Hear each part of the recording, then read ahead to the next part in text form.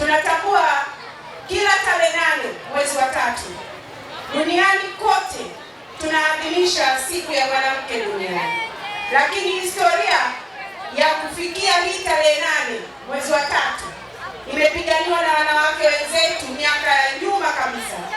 Mtakumbuka katika historia miaka ya 1908 mpaka 1911 kule wenzetu Marekani, wanawake zaidi ya 15,000 walifanya maandamano kwa miaka hiyo, wakidai ukombozi wa mwanamke, wakitaka ujira kwa mwanamke uongezwe, wakitaka wanawake wawe sehemu ya kufanya maamuzi.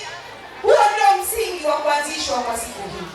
Wanawake wale walipaza sauti kwa maandamano mpaka ilipofikia mwaka 1977 ambapo Umoja wa Mataifa ukaitangaza rasmi tarehe 8 mwezi wa 3 kuwa siku ya mwanamke duniani.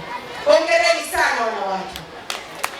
Na kila tukiadhimisha siku hii ya wanawake, malengo yetu ni kufanya tathmini. Kila tukiadhimisha siku ya mwanamke duniani, tunafanya tathmini ya hatua zipi zimepigwa kama wanawake. Lakini ninyi ni mashahidi, hatua kubwa sana imepigwa. Na kwa taifa letu hili la Tanzania, ni nchi miongoni mwa nchi ambazo tunaye rais. Haikuwa rahisi kuwa na rais mwanamke, lakini leo tunaongozwa na mwanamke shupavu, Jemedari Daktari Samia Suluhu Hassan kama amiri jeshi mkuu. Hiyo sio rais na ni ukombozi mkubwa kwa wanawake. Tumpigie makofi. Tujipigie makofi wanawake. Haitoshi, haitoshi. Tupige tena makofi. Wanawake oye! Wanawake oye! Na siku hii ya wanawake haimaanishi kwamba sisi tunakaa hapa kujitamba. Hapana. Tunathamini mchango mkubwa wa wanaume kubadilisha fikra juu ya mtazamo wa mwanamke. Zamani, kwa sababu wanaume msingekubali, Mheshimiwa DC, kubadilisha mitazamo yenu na kumwona mtoto wa kike pia anaweza, bado safari hii ingekuwa ngumu sana.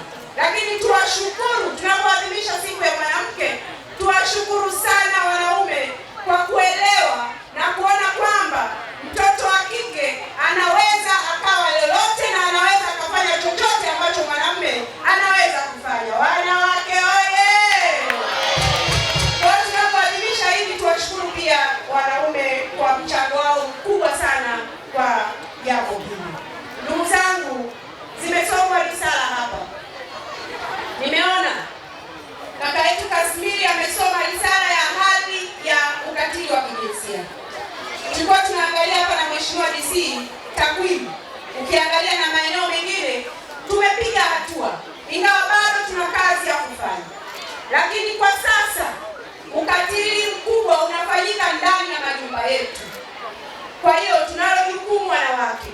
Tunatambua wanawake kwa sasa ni wajasiriamali, na muda mwingi pia mko na ninyi kutafuta, lakini tutenge muda wa kuangalia kwa ukaribu familia zetu, kwa sababu ukatili mwingi sasa hivi unatokea ndani ya majumba yetu. Kwa hiyo ndugu zangu, pamoja na kwamba tuna majukumu hayo, lakini sisi kama kina mama tunalo jukumu kubwa la kuendelea kulea jamii hii ili ikue katika maadili na misingi mizuri, ili hata sasa tuweze kusonga mbele zaidi.